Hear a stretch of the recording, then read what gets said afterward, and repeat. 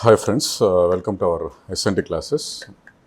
ఎస్ఎన్టీలో course start చేస్తే ఒక 1 month ఎంత అవుతుంది, 1 month పైన అయ్యి ఉండొచ్చు. నేను స్టార్ట్ చేసినప్పుడే చెప్పాను మనకి నోటిఫికేషన్ సెప్టెంబర్ 15th కల్లా సిలబస్ అవుతుందని. సో ఈసారి అన్ని చాప్టర్స్ నేనే చెప్తున్నాను. సెక్షన్ 1లో లాస్ట్ టాపిక్ అయిన న్యూక్లియర్ టెక్నాలజీ పూర్తి చేసాం. సెక్షన్ 2లో ఎనర్జీ మేనేజ్మెంట్ మనకు 2 ఉన్నాయి, conventional and non conventional. Fossil fuels and renewable energy sources. Fossil fuels పూర్తయింది, రెన్యూబుల్ స్టార్ట్ చేయాలి రేపటి నుంచి. సో ఫజిల్ ఫ్యూయల్స్ మీద చేసిన టాపిక్ నుంచి ఒక 10 ఈజీ టు మోడరేట్ క్వశ్చన్స్ తయారు చేసి మీ ముందు ఉంచుతున్నానండి. ఓకే, ఇది తర్వాత renewable energy sources, solar, wind, geothermal ఇవన్నీ మాట్లాడాక సెక్షన్ 1లో ఒక టాపిక్ తీసుకుంటాను. ఆ తర్వాత థర్డ్ చాప్టర్ అయ్యాక సెక్షన్ 1లో మళ్ళీ ఇంకో టాపిక్, అట్లా ప్యారలల్గా వెళ్దామని అనుకుంటున్నానండి. చూడండి, ఇది మనం ఏపీపీఎస్సీ లాస్ట్ టైం అడిగిన విధానాన్ని బట్టి తయారు చేసిన ప్రశ్నలు ఇవి. భారతదేశంలోనే అతి చిన్న చమురు శుద్ధి కర్మాగారం ఉన్న ప్రదేశాన్ని గుర్తించండి. చిన్నది అని అంటే ఏంటంటే సామర్థ్యంలో, కెపాసిటీలో. లాస్ట్ టైం మీకు అడిగాడు భారతదేశంలో ఎన్ని ఆయిల్ రిఫైనరీస్ ఉన్నాయని, సంఖ్య అడిగాడు 23. యాక్చువల్గా అప్పటికి 18 public sector, 3 private sector, 2 joint సెక్టర్లు ఉండేవి.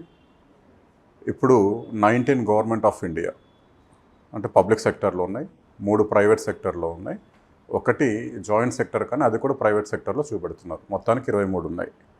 పెద్దది జామ్నగర్ అయితే, చిన్నది మన ఆంధ్రప్రదేశ్లో ఉన్న తాటిపాక, ఏపీలో ఉన్న తాటిపాక. జామ్నగర్ సెజ్ అనేది పెద్దది, ఇది చిన్నది. దిగ్బాయ్ మొదటిది. ఓకే, ఇవి అన్నిటికీ కూడా సోర్సెస్ ఏంటంటే మనకు కొన్ని రిపోర్ట్స్ ఉంటాయండి. ఓకే, ఇదిగోండి, ఇది ఎనర్జీ స్టాటిస్టిక్స్ రిపోర్ట్. దీని నుంచే లాస్ట్ టైం బిట్స్ అడిగాడు. నేను అప్పట్లో టైం దీన్ని బట్టి ఇదంతా కలిపి ఒక 2 hours చెప్పా, కానీ ఇప్పుడు దీన్ని బేస్ చేసుకుంటే ఎనర్జీ మేనేజ్మెంట్ అనే దాన్ని ఆల్మోస్ట్ ఆ చాప్టర్ని మనం ఎనర్జీ మేనేజ్మెంట్ అనే చాప్టర్ని దీన్ని బేస్ చేసుకుంటూ నాకు తెలిసి బియాండ్ 20 hours అయ్యేటట్టు ఉంది అది. ఓకే, ఏది మనకి ఇక్కడ ఏంటి, క్రూడ్ ఆయిల్ ప్రొడక్షన్ అని ఉంది కదా, 31 పేజ్ నెంబర్. ఇది మీకు కొంతమేర కనబడకపోవచ్చు, సరే జూమ్ చేసిన. పబ్లిక్ సెక్టర్లో ఇవి ఉన్నాయి. Capacity, refinery capacity TMTPA. Okay, మనకు million ton per annum, 10 million ton అనుకుంటా. సరే 1000 million tons ఏమో చూద్దాం. March 31st కదండి లాస్ట్ ఇయర్కి.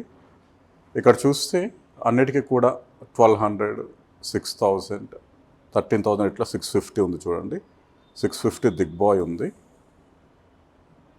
అండ్ ఇక్కడ 66 ఉంది చూడండి కెపాసిటీ. సో ఉన్న వాటిలో అన్ని 3 digits మినిమం ఉన్నాయి, అన్ని 4 digits ఉన్నాయి. ఒక దిగ్బాయ్ 3 digits ఉంది. ONGC తాటిపాక అనేది smallest oil refinery in capacity.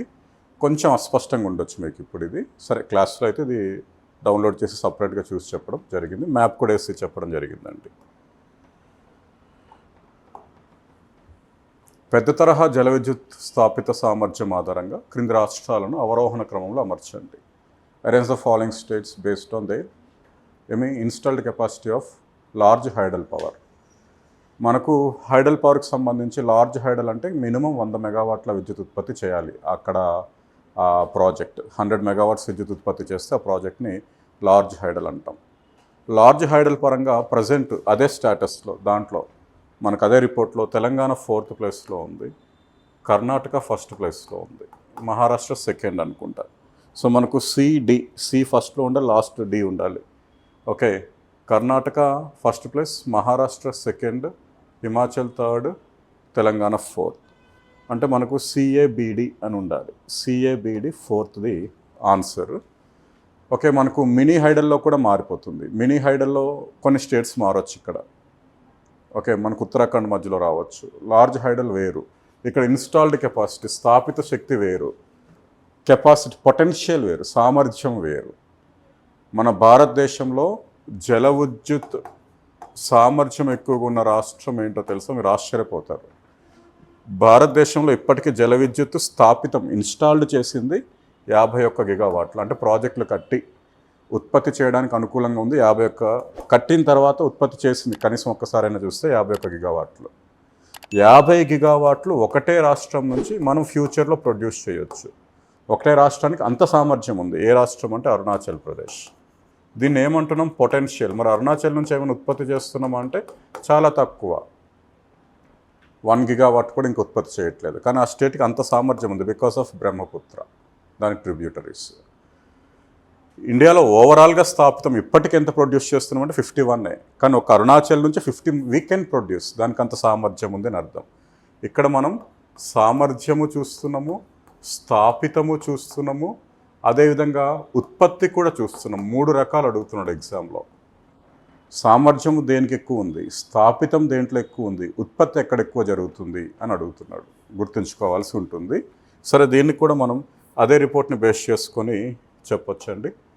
Okay, ఈ రిపోర్ట్లో మనకు ఇది లార్జ్ హైడ్రో, వీడిచ్చిన దాని ప్రకారం 47 గిగావాట్ల, కానీ ఇప్పుడు 51కి రీచ్ అయిపోయాం ఆల్రెడీ మనం. లార్జ్ హైడ్రో ఇవ్వండి. లార్జ్ హైడ్రోలో మనకు 3 గిగావాట్లు హిమాచల్ ప్రదేశ్లో ఉంది, 3.3 మధ్యప్రదేశ్ మహారాష్ట్రలో ఉంది, 3.3 మహారాష్ట్రలో ఉంది, తెలంగాణలో 2.48 ఉంది, కర్ణాటకలో 3.63 ఉంది. కర్ణాటక 3630 మెగావాట్లు ఉంది. రెండో ప్లేస్లో మహారాష్ట్ర 3330 ఉంది, హిమాచల్ 3010 ఉంది, అండ్ తెలంగాణ 2480 మెగావాట్లు ఉంది. ఇవి top 4 states in large hydro. Okay, భారీ జల విద్యుత్ ఉత్పత్తికి మొదటి 4 రాష్ట్రాలు స్థాపిత శక్తులు ఏంటంటే కర్ణాటక, మహారాష్ట్ర, హిమాచల్ ప్రదేశ్ అండ్ ఏమమ్మా మనకు తెలంగాణ. అదే ఇన్ఫర్మేషన్ ఇక్కడ మనం క్వశ్చన్ రూపంలో మార్చడం జరిగింది. ఆ బుక్ చూడాలి, ఆ బుక్లెట్ అయితే మీరు చూడాలి ఖచ్చితంగా. అది మళ్ళీ నేను ఎనర్జీ మేనేజ్మెంట్ అయిపోయాక మళ్ళీ ఆ ఎంటైర్ 200 పేజెస్లో మనకు అన్నీ అవసరం లేదు, ఒక 30 to 40 పేజెస్ అవసరం ఉంది. అది మళ్ళీ సపరేట్గా చెప్పడానికి ట్రై చేస్తా, ఒక 1-2 అవర్స్ టైం తీసుకొని. ప్రపంచ అట్లాస్.com ప్రకారం భారతదేశంలో అతిపెద్ద బొగ్గు గని ఏది? 2025లో వరల్డ్ అట్లాస్.com వాళ్ళు ఒక రిపోర్ట్ ఇచ్చారు. ఆ రిపోర్ట్లో అనూహ్యంగా ఏంటంటే మనకు థండర్బోల్ట్ కోల్ మైన్ అని యూఎస్ఏకి సంబంధించిన ఫస్ట్ ప్లేస్లో వస్తే, సెకండ్ ప్లేస్లో, ఫోర్త్ ప్లేస్లో ప్రొడక్షన్లో ఇండియాకు సంబంధించిన 2 ఉన్నాయి. 2 కూడా ఛత్తీస్గఢ్ స్టేట్లో ఉంది. సెకండ్ ప్లేస్లో ఉన్నది గెవరా, ఫోర్త్ ప్లేస్లో ఉన్నది కుసుముండా. 2 ఛత్తీస్గఢ్లో ఉన్నాయి. అంటే ఇంతకుముందు మనం ట్రెడిషనల్గా చెప్పుకున్న జరియా మైనో, రాణిగంజ్ మైనో, తాల్చేర్ మైనో, వీటన్నిటికి మించి ప్రొడక్షన్లో ఇప్పుడు మనకి ఛత్తీస్గఢ్ రాష్ట్రం కాదు, ప్రొడక్షన్లో మనకి యాక్చువల్గా మనకు జార్ఖండ్, ఒడిశా ఉంటాయి. మనకు నిల్వల్లో ఒడిశా ఫస్ట్ ప్లేస్లో ఉంది, కానీ బొగ్గు నిల్వల్లో. కానీ వరల్డ్ అట్లాస్.com ప్రకారము అత్యధికంగా బొగ్గును ఉత్పత్తి చేసిన మైన్ ఏది ఇండియాలో అంటే గెవరా. ఏ స్టేట్ అంటే ఛత్తీస్గఢ్. కరెంట్ ఇష్యూస్ కొంత దీంట్లో యాడ్ చేయడం జరిగింది. గెవరా ఓకే, ఏ స్టేట్లో ఉందండి? ఛత్తీస్గఢ్లో ఉంది. వరల్డ్ అట్లాస్.com యొక్క నివేదిక అది. What percentage does coal have in energy generation India? ఇండియాలో కోల్ ఎనర్జీ జనరేషన్లో ఎంత శాతం ఉంది అని మనము చాలా కన్ఫ్యూజ్ అయిపోతున్నారు ఆస్పిరెంట్స్. ఇమీడియట్గా 49 పెట్టేస్తున్నారు. ఓకే, అంటే యాక్చువల్గా మనకు ఏమి బిలో 50% మనకు ఏమి 50% వరకు రెన్యూబుల్ ఎనర్జీ సోర్సెస్ వచ్చేసాయి సార్. అంటే మనకు 42% కోల్ ఉంది. అదేంటి? Installed capacity. అది స్థాపిత శక్తిలో వీటి వాటా ఉంది, కాదనట్లేదు. 51 గిగావాట్ల హైడల్ పవర్ జనరేషన్ జరగచ్చు మనకు ఫ్లడ్ టైంలో. ఇప్పుడు 51 గిగావాట్లు జరుగుతుంది ఈ సమ్మర్లో. ఇంపాసిబుల్. అంటే స్థాపిత శక్తిలోనే ఉన్నాయి, కానీ ప్రొడక్షన్ విషయంలో లేదు, ఉత్పత్తి విషయంలో లేదు. ప్రొడక్షన్ విషయంలో జల విద్యుత్ కానీ, సౌర కానీ, పవన కానీ ఓకే ఇంత గణం చేయట్లేదు. ప్రొడక్షన్లో ఇప్పటికీ కూడా 80% వరకు మనకి ఏది ఉందంటే కోల్ ఉంది. ఏముంది? కోల్. 79 ఇచ్చాను, 78 అని రాసేది. Okay, coal. అది కూడా మనకు ఆ రిపోర్ట్లోనే ఉంది. ఏ రిపోర్ట్లో ఉంది? ఈ రిపోర్ట్ ఇది. వీడు మనకి హింసిస్తున్నాడు. కానీ share of the total energy generated, మొత్తం ఎనర్జీ జనరేషన్లో చూసుకుంటే స్టిల్ డామినెంట్. అంటే మనకు ఎలక్ట్రిసిటీ కానీ, ట్రాన్స్పోర్ట్ కానీ అన్నిటినీ కలిపి ఎనర్జీ పరంగా చూసుకుంటే టాప్ ప్లేస్లో కోల్ ఉంది, బొగ్గు ఉంది. 79% ఉంది. ఇంకా ఓన్లీ ఎనర్జీకి సంబంధించి, ఓన్లీ ఎలక్ట్రిసిటీకి సంబంధించి జనరేషన్లో అయితే ఇంకా ఎక్కువ ప్లేస్లో ఇది ఉండొచ్చు. అర్థమవుతుంది. అంటే మనం సోలార్ ఎనర్జీని, హైడల్ని, వీటిని డెవలప్ చేస్తున్నాం అనుకుంటున్నాం, కానీ రెగ్యులర్ మోడ్ ఆఫ్ పవర్ కింద దాన్ని తీసుకురాలేకపోతున్నాం, ఎందుకంటే అక్కడ వాటర్ సోర్సెస్ లేవు. సమ్మర్లో అది అసలు ప్రొడక్షనే జరగదు హైడల్. ఓకే, అండ్ సోలార్ మనకి వింటర్ టైంలో కొన్నిసార్లు మనకి అబ్స్టికల్స్ వస్తుంటాయి. Okay, so regular mode of power మనకి కోలే ఉంది. ఇప్పటికీ కూడా ఎనర్జీ జనరేషన్లో దాని షేర్ ఎంత ఉంది చూడండి, 79%. ఇక్కడ ఎనర్జీ జనరేటెడ్ అని ఇచ్చాడు, అదే ఇన్స్టాల్డ్ అనుకోండి తగ్గిపోతుంది. ఇన్స్టాల్డ్ కెపాసిటీలో 42% పడిపోయింది, కానీ జనరేషన్లో మాత్రం ఎంత ఉందండి, 79% ఉంది. ఈ పదాల మధ్య వ్యత్యాసాన్ని అర్థం చేసుకోండి. ఒకవేళ మేము చెప్పిన అర్థం కాకపోయినా మీరు వెతకండి, ఇంకా సెర్చ్ చేయండి ఆ పదాలు. 3 పదాలు, ఒకటి పొటెన్షియల్, ఇంకొకటి ఇన్స్టాల్డ్, మూడోది జనరేషన్. పొటెన్షియల్ ఇంత ఉందా, ఇన్స్టాల్డ్ ఎంత ఉందో దాని నుంచి ప్రొడక్షన్ చేయడానికి మనం ప్లాంట్స్ ఎస్టాబ్లిష్ చేసాం, విద్యుత్ ఉత్పత్తి ప్లాంట్లు. జనరేషన్, ప్లాంట్ ఎస్టాబ్లిష్ చేసినప్పటికీ అది అంతగా ప్రొడ్యూస్ చేయట్లేదు. ప్లాంట్ ఎస్టాబ్లిష్ చేసినప్పటికీ ఏది ఎక్కువగా ప్రొడ్యూస్ చేస్తుంది, దాన్ని ఏమంటున్నాం, జనరేషన్ అంటున్నాం. ఓకే, సామర్థ్యము, స్థాపితము, ఉత్పత్తి. ఉత్పత్తిలో ఇప్పటికీ అగ్రభాగం, లయన్ షేర్ 80% మనకు కోల్ ఉంది. ఓకే, గుర్తుంచుకోండి. ఆంధ్రప్రదేశ్లో ప్రస్తుతం పనిచేస్తున్న ఏకైక ప్రైవేట్ జల విద్యుత్ ఉత్పత్తి కేంద్రం ఏపీ జెన్కోలో. అన్ని హైడల్ పవర్ స్టేషన్స్ మనకి ఏపీ జెన్కో అండర్లో ఉంటాయండి. ఇది మనకు power plants. Okay, installed capacity చూసామనుకోండి, ఇది మనకు థర్మల్ పవర్. థర్మల్ తర్వాత మనకేముంది, నాన్ కన్వెన్షనల్, ఇవి హైడల్. ఏపీ జెన్కో అండర్లోనే ఉన్నాయి. Srisailam, lower Sileru, upper Sileru, Nagarjuna Sagar tail pond, Nagarjuna Sagar right canal, Donkarayi, Penna Ahobilam, okay, Chettipeta, Machkund, Tungabhadra, Hampi, ఇవన్నీ.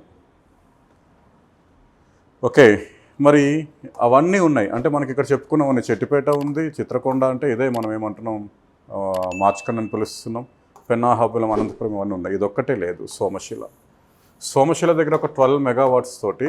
నేను లెసన్లో కూడా తొందరలో మీనాక్షి అని చెప్పాను, సారీ అండి, నేను స్టూడెంట్స్కి చెప్పాల్సి ఉంది, అపాలజైజ్.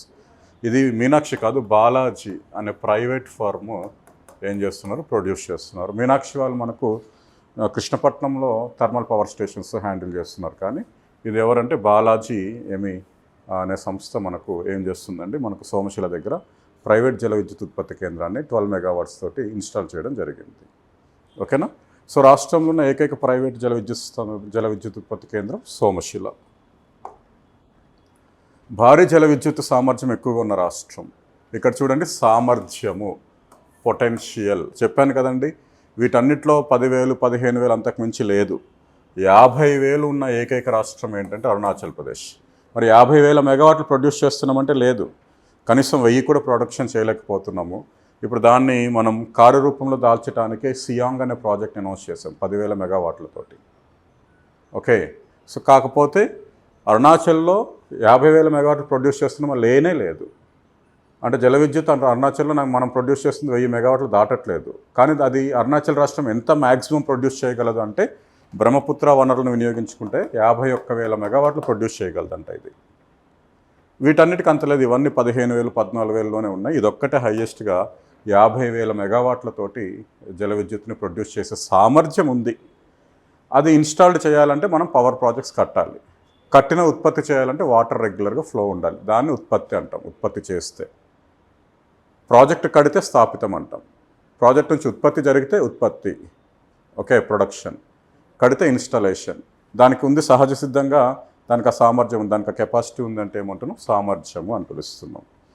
చాలామంది తప్పుగా కర్ణాటకనో లేకపోతే మహారాష్ట్రనో హిమాచల్ ప్రదేశ్ అంటారు, కానీ అరుణాచల్కి జల విద్యుత్ ఉత్పత్తి సామర్థ్యం ఎక్కువగా ఉంది. Which is the largest power generation plant operating in India. భారతదేశంలో ప్రస్తుతం కార్యకలాపాలు నిర్వహిస్తున్న వాటిలో అతిపెద్ద పవర్ స్టేషన్ ఇది. 2022 ఇప్పుడు మనకి టీజీపీఎస్సీ యొక్క గ్రూప్ 1 ప్రిలిమ్స్ బిట్ అండి. ఇప్పటికి కూడా అదే లార్జెస్ట్ పవర్ స్టేషన్ అది. ఎన్టీపీసీసీకి సంబంధించిన వింధ్యాచల్ 4,760 మెగావాట్ల పవర్ని ప్రొడ్యూస్ చేస్తుంది. మధ్యప్రదేశ్లో ఉంది. భారతదేశంలో ప్రస్తుతం అతిపెద్ద ప్రాజెక్ట్ ఇదే, విద్యుత్ ఉత్పత్తి ప్రాజెక్టు. కుడంకులం ప్రజెంట్ అయితే 2,000 మెగావాట్స్ ప్రొడ్యూస్ చేస్తుంది తమిళనాడు.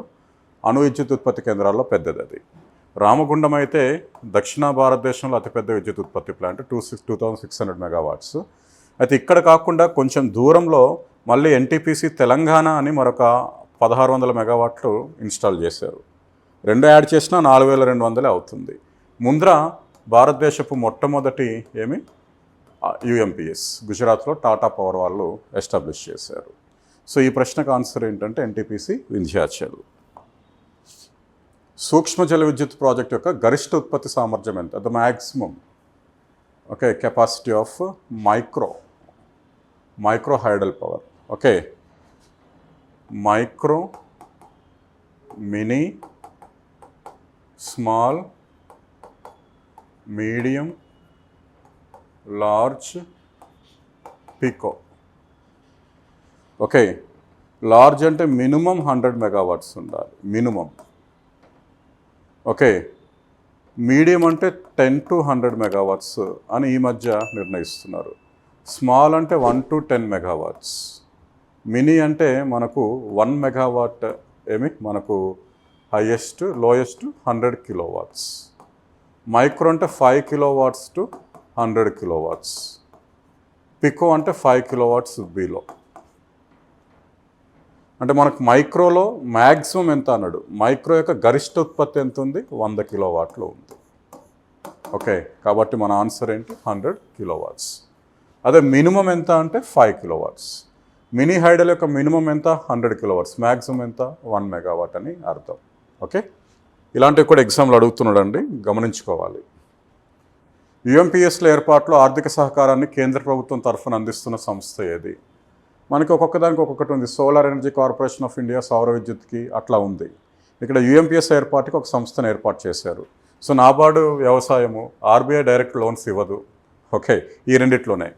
ఇదేంటి మనకు రెన్యూవబుల్ ఎనర్జీ డెవలప్మెంట్ అథారిటీ, ఇది యాక్చువల్గా యుఎంపిఎస్లు మనకు 4000 మెగావాట్స్ థర్మల్ అయితే, 1000 మెగావాట్స్ సోలార్ అయితే. సోలార్కి సంబంధించి ఇది ఇస్తుంది కానీ థర్మల్కి దీనికి సంబంధం లేదు, రెన్యూవబుల్ ఎనర్జీ అని ఉంది కాబట్టి. సో మిగిలిపోయింది ఇదొక్కటే, power finance corporation of India limited. ఇది యుఎంపిఎస్ల ఏర్పాటులో సహకారాన్ని అందిస్తున్న సంస్థ ఏదంటే power finance corporation of India limited. దీని యొక్క వెబ్సైట్లోనే మనకు గవర్నమెంట్ ఆఫ్ ఇండియా తరపున సహకారంతో కన్స్ట్రక్ట్ చేసిన, చేయబోతున్న యుఎంపిఎస్ల వివరాలు ఉంటాయండి. రైట్. ఆంధ్రప్రదేశ్లో అతిపెద్ద విద్యుత్ ఉత్పత్తి ప్లాంట్ ఎక్కడుంది? ఆంధ్రప్రదేశ్లో అతిపెద్ద విద్యుత్ ఉత్పత్తి ప్లాంట్ ఎక్కడుంది అని అన్నాడు. ఇండియాలో, ఏపీలో లార్జెస్ట్ పవర్ స్టేషన్ ఎక్కడుంది అని, location of largest power station. పరవాడని ఎందుకు ఇచ్చాడంటే ఇక్కడ ఎన్టీపీసీ సింహాద్రి ఉంది. ఎన్టీపీసీ సింహాద్రి యొక్క స్థాపిత శక్తి 2000 మెగావాట్లు. ఒకప్పుడు ఇదే పెద్దది. ముధనూరు ఎందుకు ఇచ్చాడంటే కడప, ఇది మనకు ఏపీ జెన్కోకి సంబంధించిన రాయలసీమ థర్మల్ పవర్ స్టేషన్ ఉంది. ఇది నాకు తెలిసి ఇప్పుడు 1600 ఎన్నో మెగావాట్లు విద్యుత్తును ఉత్పత్తి చేస్తుంది. ఇక్కడ ఉంది కదా, మనం చూసాం. ఏది రాయలసీమ థర్మల్ పవర్ స్టేషన్ 1650 మెగావాట్లు. నార్ల తాతారు 2560. నెక్స్ట్ దామోదరం సంజీవయ్య ఏది 2400, దామోదరం సంజీవయ్య. కృష్ణపట్నం ఇదే Narla Tatarao thermal power station. ఇదే నేను చెప్తున్నా కదా 2560 Damodaram Sanjeevaiah thermal power station. ఇది ఎంత ఉంది? 2400 ఉంది. 3x800. ఇబ్రహీంపట్నం ఇదే doctor Narla Tatarao thermal power station 2560 మెగావాట్లతోటి ఏపీలో ప్రజెంట్ పెద్ద పవర్ ప్లాంట్గా ఉంది. కాబట్టి మనకున్న డేటా ప్రకారం ప్రజెంట్ కార్యకలాపాలు నిర్వహిస్తున్న వాటిలో అతిపెద్ద థర్మల్ పవర్ స్టేషన్ ఏది అంటే మనకు VTPS, Vijayawada thermal power station, లేదా దాన్ని మనం Narla Tatarao thermal power station అంటున్నాం. ఇబ్రహీంపట్నం ఎన్టీఆర్ జిల్లాలో ఉంది ఇది. ఓకే అండి, ఇవి మనకు ఎస్ఎన్టీకి సంబంధించిన ఎనర్జీ మేనేజ్మెంట్లో ఫస్ట్ టాపిక్ అయిన కన్వెన్షనల్ ఎనర్జీ సోర్సెస్ సంబంధించి ఈజీ టు మోడరేట్ 10 క్వశ్చన్స్, తర్వాత మళ్ళీ మోడరేట్ క్వశ్చన్స్, తర్వాత డిఫికల్ట్ క్వశ్చన్స్, అట్లా లెవెల్ పెంచుకొని వెళ్తామండి. ఓకేనా? నేను ముందే చెప్పాను, మనకు నోటిఫికేషన్ వచ్చే లోపు అయిపోతుంది, అంటే సెప్టెంబర్లోపు అవుతుంది. కాబట్టి నెమ్మదిగా వెళ్తున్నానండి. మనకు ఈ మంత్ ఎండ్ కల్లా ఏంటంటే ఎనర్జీ మేనేజ్మెంట్ అనేది అయిపోవచ్చు. తర్వాత ఎకోసిస్టమ్ బయోడైవర్సిటీ స్టార్ట్ చేస్తాను. థ్యాంక్ యూ అండి. Thank you very much.